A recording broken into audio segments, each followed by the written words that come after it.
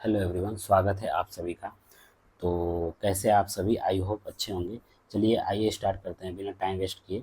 हम लोगों ने क्लास 9 का विज्ञान स्टार्ट किया था, जिसमें अध्याय नंबर हम लोगों का 4 चल रहा था। ठीक है, तो आइए देखते हैं। ये वाली पॉइंट बच गई थी ना, तो इस पॉइंट को समझते हैं। उसके बाद हम रदरफोर्ड के परमाणु मॉडल की कमियां को हम लोग पढ़ते हैं। ठीक है, तो जिन्होंने इसके पहले वाला लेक्चर नहीं देखा है उसे जा करके देखिए, उसके बाद इसको देखिएगा। चलिए स्टार्ट करते हैं। परमाणु का केंद्र धनावेशित होता है। तो हम लोगों ने पढ़ा था कि जो परमाणु का जो केंद्र होता है ना, ये हमारा परमाणु है। इस वाले ये बीच वाला भाग जो केंद्र है ना, ये क्या होता है? ये एक धनावेशित होता है, यानी पॉजिटिव होता है, जिसे नाभिक कहा जाता है। यानी इसको हम क्या बोलेंगे? नाभिक नाम देंगे। नाभिक, ये हमारा परमाणु हो गया। देखिए यहाँ पे, एक मिनट, ऐसे ही हमारा एटम हो गया। ठीक है, एटम।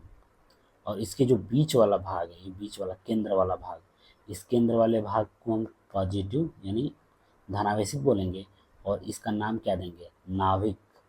ठीक है, नाभिक नाम देंगे। तो आइए देखते हैं।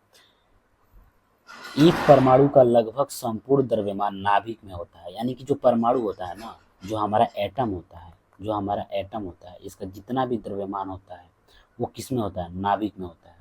ठीक है, चलिए। इलेक्ट्रॉन नाभिक के चारों ओर वर्तुलाकार मार्ग में चक्कर लगाते हैं। देखिए यहाँ पे समझिए इस पॉइंट को कहाँ किया जाता है।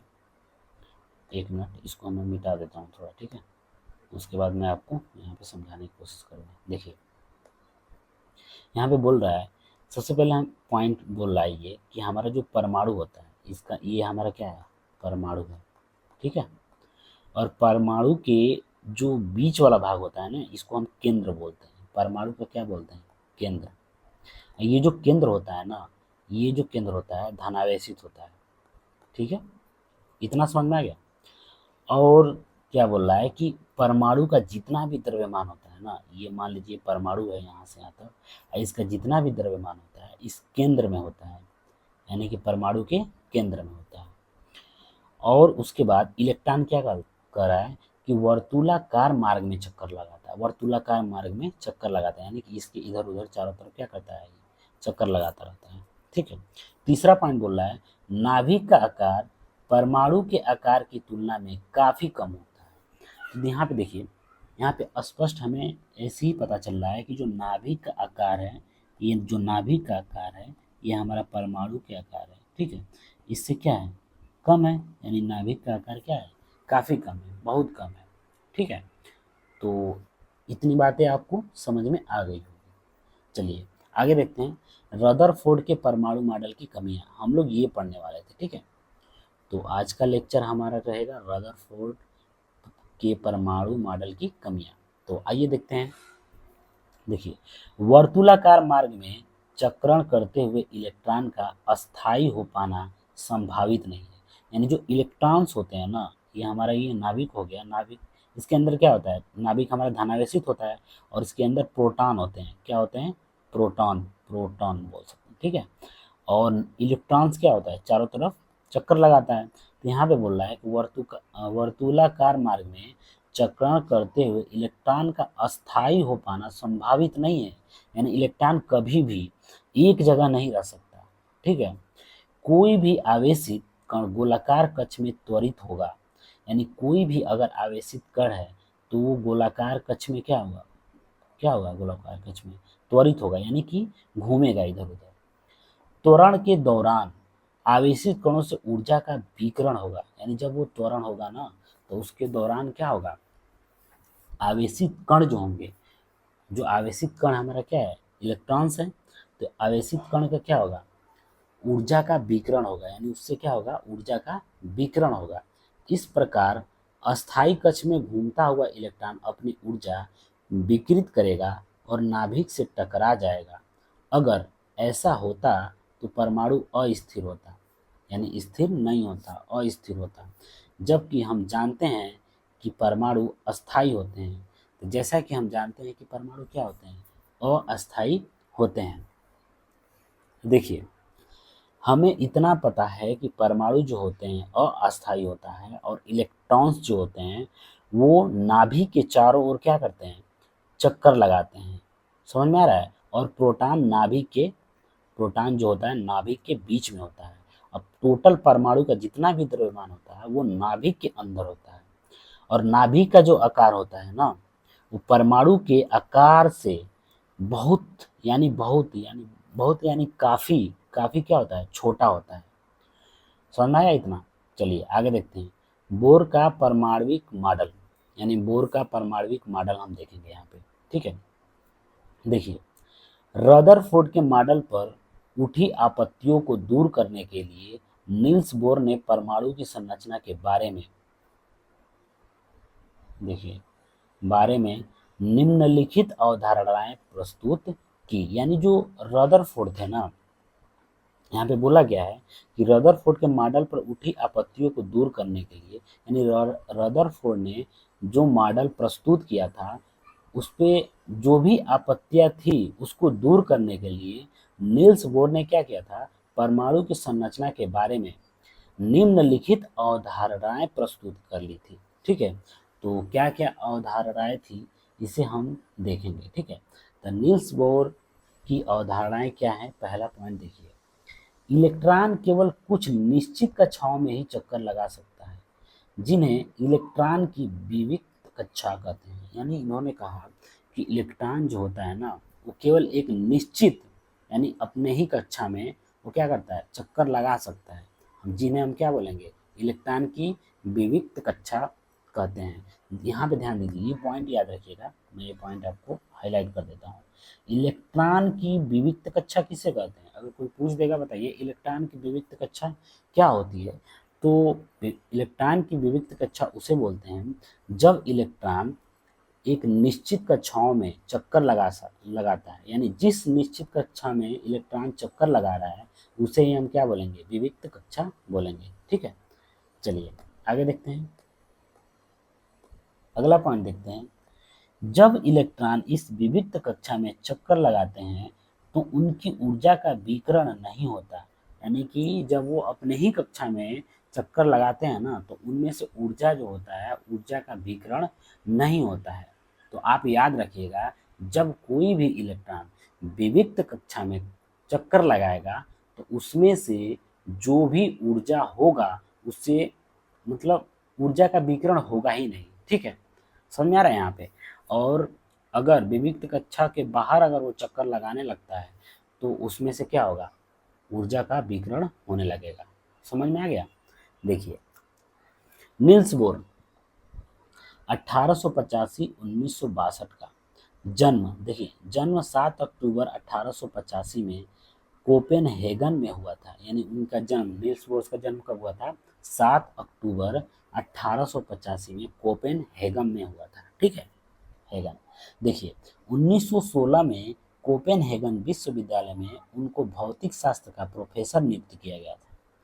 देखिए, 1922 में उनको परमाणु की संरचना पर अपने योगदान के लिए नोबेल पुरस्कार मिला। यानी इन्हें भी क्या मिला, नोबेल पुरस्कार मिला था। यानी किसके आधार पर? परमाणु की संरचना पर। प्रोफेसर बोर के विधि लेखों पर आधारित 3 पुस्तकें प्रकाशित हुई। यानी कौन कौन सी पुस्तकें? देखिए, the theory of spectra and atomic constitution, दूसरा एटॉमिक थ्योरी, और तीसरा दी डिस्क्रिप्शन ऑफ नेचर।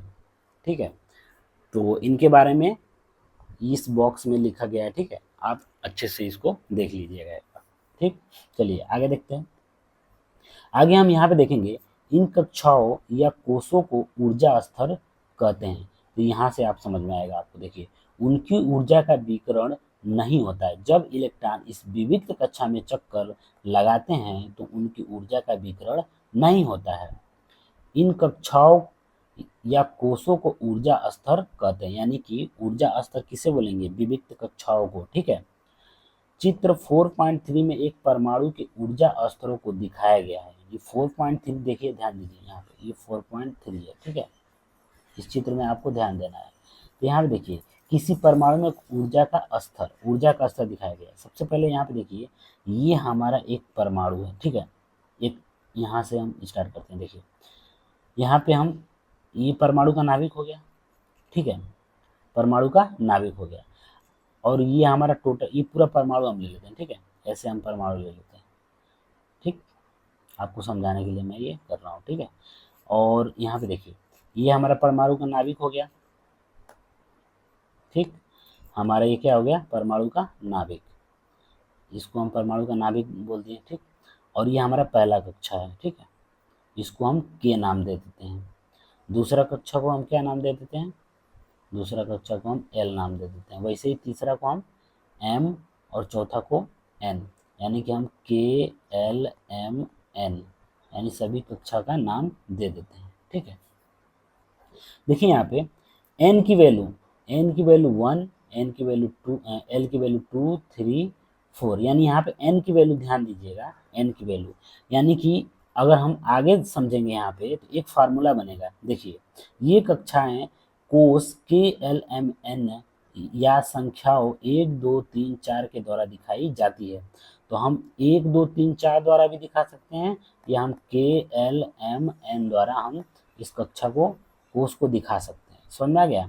तो आप याद रखिएगा, के एल एम एन जो होते हैं वो कोस को दर्शाता है, यानी परमाणु में कक्षाएं को दर्शाती है। तो देखिए यहाँ पे ये प्रश्न दिया गया है, आपको इस प्रश्न को स्वयं ही सॉल्व करना है, ठीक है।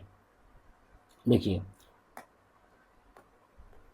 मैं सारा प्रश्नावली क्लियर करूंगा, पहले आपको इसको खुद से करना है, जितना मैं समझाया हूँ खुद से करना है। देखिए परमाणु उदासीन है, इस तथ्य को टॉमसन के मॉडल के आधार पर स्पष्ट कीजिए। तो ऊपर मैंने बताया हूँ, ठीक है, टॉमसन का परमाणु मॉडल। रदरफोर्ड के परमाणु मॉडल के अनुसार परमाणु के नाभिक में कौन सा अपरमाणु कण विद्यमान होते हैं, तो ये भी आपको मैं बता दिया हूँ, ठीक है, कौन कौन से अपरमाणु कण विद्यमान होते हैं। 3 कक्षाओं वाले बोर के परमाणु मॉडल का चित्र बनाइए। और 3 कक्षाओं वाले जो बोर का परमाणु मॉडल है, ये जो है हम लोग पढ़ रहे थे ना, नील्स बोर, ये वाली, ठीक है, तो आपको बनाना है, ठीक है। क्या अल्फा कणों का प्रकीर्णन प्रयोग सोने के अतिरिक्त दूसरी धातु को पन्नी से संभव होगा, होगा या नहीं होगा? इसके बारे में मैंने बताया था कि जो सोने की जो पन्नी लिया गया था, क्यों लिया गया था, सोने की ही पन्नी का यूज क्यों किया गया था, ठीक है। तो इसको आप पीछे वाले लेक्चर में पढ़िएगा तो आपको अच्छे से समझ में आ जाएगा, ठीक है। देखिए परमाणु के 3 अपरमाणु कणों के नाम लिखना है बस, इलेक्ट्रॉन प्रोटॉन जो भी आपको मैं बताया, अभी नहीं बताऊंगा, आप इसको अच्छे से समझे होंगे तो आप खुद से स्वयं से ही इसको सोचिए और समझिए और उसका उत्तर प्रश्न में या कमेंट में लिखिए, ठीक है, जो भी हो। देखिए यहाँ पे दूसरा नंबर, हीलियम परमाणु का परमाणु द्रव्यमान 4u है और उसके नाभिक में 2 प्रोटॉन होते हैं, इसमें कितने न्यूट्रॉन होंगे? तो ये फार्मूला से ये निकलेगा, ठीक है। तो इसका फार्मूला यहाँ पे देखिए, इसका जो फार्मूला है ना, इसका मैं ऊपर भी बताया हूँ, देखिएगा। अगर हीलियम का परमाणु द्रव्यमान दिया है और उसका नाभिक में 2 प्रोटॉन भी है, तो न्यूट्रॉन हम कैसे निकाल सकते हैं? अगर आपको ये भी समझ में नहीं आ रहा है कैसे निकाल सकते हैं, तो मैं आपको नीचे बता दूंगा, ठीक है। चलिए देखिए यहाँ पे देखिए, न्यूट्रॉन, हम न्यूट्रॉन के बारे में जानेंगे। देखिए पहले प्रोटॉन और उसके बाद इलेक्ट्रॉन, नाभिक के अंदर प्रोटॉन होता है और इसके चारों तरफ क्या करता है, इलेक्ट्रॉन अपने कक्षा में चक्कर लगाता है, ठीक है। अब हम देखेंगे न्यूट्रॉन, न्यूट्रॉन क्या होता है। देखिए 1932 में जे चैडविक ने एक और अपरमाणु कण को खोज निकाला, यानी कि जे जे चैडविक जो थे ना, 1932 में एक और अपरमाणु कण की क्या कर दिया था, खोज कर दिया था, ठीक है। अपरमाणु कण 2 थे पहले, प्रोटॉन और इलेक्ट्रॉन, लेकिन 1932 में एक और अपरमाणु का खोज हो गया था जिसका नाम था न्यूट्रॉन, ठीक है, जो अनावेशित और द्रव्यमान में प्रोटॉन के बराबर था। अनावेशित मतलब उस पर कोई भी चार्ज नहीं था, यानी जो उसने जो खोज किया था न्यूट्रॉन का ना, जब न्यूट्रॉन की खोज की थी तो उसने देखा कि उस पर कोई सा भी चार्ज नहीं है, लेकिन उसका जो द्रव्यमान है ना, वो प्रोटॉन के क्या है, बराबर है। तो यहाँ से एक चीज निकलता है हमारा, प्रोटॉनों की संख्या, प्रोटॉन का जो द्रव्यमान है ना, वो किसके बराबर होता है, न्यूट्रॉन के द्रव्यमान के क्या होता है, बराबर होता है। समझ में आया? अंततः इसका नाम न्यूट्रॉन पड़ा। हाइड्रोजन को छोड़कर ये सभी परमाणुओं के नाभिक में होता है। तो यहाँ से एक हमारा हाईलाइट कर देता हूँ यहाँ से, ये बहुत अच्छी चीज़ें हैं, ठीक है, इसको आप हाईलाइट करके रखिए। देखिए हाइड्रोजन यानी हाइड्रोजन को छोड़ करके जितने भी परमाणु हैं उसमें सभी में उपस्थित होता है क्या, न्यूट्रॉन, यानी न्यूट्रॉन जो होता है वो केवल हाइड्रोजन में नहीं होता है, ठीक है, हाइड्रोजन के नाभिक में नहीं पाया जाता न्यूट्रॉन। अब देखिए यहाँ पे न्यूट्रॉन को एन से दर्शाया जाता है, यानी न्यूट्रॉन का प्रतीक क्या है, स्मॉल एन, यानी इसको हम एन से दर्शाएंगे। परमाणु का द्रव्यमान नाभिक में उपस्थित प्रोटॉन और न्यूट्रॉन के द्रव्यमान के योग के द्वारा प्रकट किया जाता है। अब देखिए यहाँ से हमारा एक फार्मूला बनेगा जिससे ये प्रश्न को हम सॉल्व कर सकते हैं, इधर वाला जो मैंने बताया था। देखिए यहाँ पे बोला गया है कि न्यूट्रॉन को एन से दर्शाते हैं, हम एन से दर्शा देते हैं, ठीक है। परमाणु का जो द्रव्यमान है हम यहाँ पे लिखते हैं परमाणु का द्रव्यमान, ठीक है, यहाँ पे लिख दिया मैंने। यहाँ देखिए परमाणु का द्रव्यमान नाभिक में उपस्थित प्रोटॉन, नाभिक में क्या उपस्थित होता है, प्रोटॉन होता है, तो यहाँ पे मैं प्रोटॉन लिख देता हूँ, ठीक है, और न्यूट्रॉन के द्रव्यमान के योग के बराबर, प्रोटॉन का द्रव्यमान प्लस न्यूट्रॉन का द्रव्यमान योग के बराबर होता है। तो अगर आपको परमाणु के द्रव्यमान, जैसे मान लीजिए हम परमाणु के द्रव्यमान को हम किसी भी अक्षर से अगर डिनोट कर देते हैं, मान लीजिए हम जेड से डिनोट कर देते हैं या ए से ही कर देते हैं, ए बराबर तो पी प्लस एन, यानी A equal to P plus N, यानी कि अगर आपको परमाणु का द्रव्यमान निकालना है, ठीक है, तो आपको अगर ये निकालना है तो प्रोटॉन की संख्या और न्यूट्रॉनों की संख्या को अगर आपस में जोड़ देंगे ना, प्रोटॉन का द्रव्यमान और न्यूट्रॉन का द्रव्यमान जो भी हो, अगर आप जोड़ देंगे, मान लीजिए प्रोटॉन का द्रव्यमान 3 है, इसका 2 है, तो इसको जो भी संख्या प्राप्त होगी 5, यानी हमारे ये क्या दर्शाएगा, 5 क्या दर्शा रहा है, परमाणु का द्रव्यमान। हमारा यहाँ से एक फार्मूला बनना है, ए इक्वल टू, यानी परमाणु का द्रव्यमान इक्वल टू प्रोटॉनों की संख्या प्लस न्यूट्रॉनों की संख्या, यानी इन दोनों को आपको जोड़ना है। तो यहाँ पे वही प्रश्न यहाँ पे देखिए, यहाँ पे मैं बोल रहा था ना, यहाँ पे देखिए हीलियम का परमाणु का द्रव्यमान कितना दिया है 4u, यानी ए की वैल्यू 4u दिया है, ठीक है, उसके नाभिक में 2 प्रोटॉन होता है, यानी उसको नाभिक में कितने प्रोटॉन है, 2 प्रोटॉन है, तो प्रोटॉन यानी पी की वैल्यू कितना दिया है 2 प्रोटॉन, ठीक है, और आपको न्यूट्रॉन की संख्या निकालनी है, एन की वैल्यू आपको निकालनी है। मैंने आपको बताया था ए इक्वल टू क्या होता है, पी प्लस एन होता है, ए की वैल्यू 4 दिया है और पी की वैल्यू 2 दिया है प्लस एन, इसको इधर पक्षांतर करिए तो ये 2 इधर आकर के माइनस में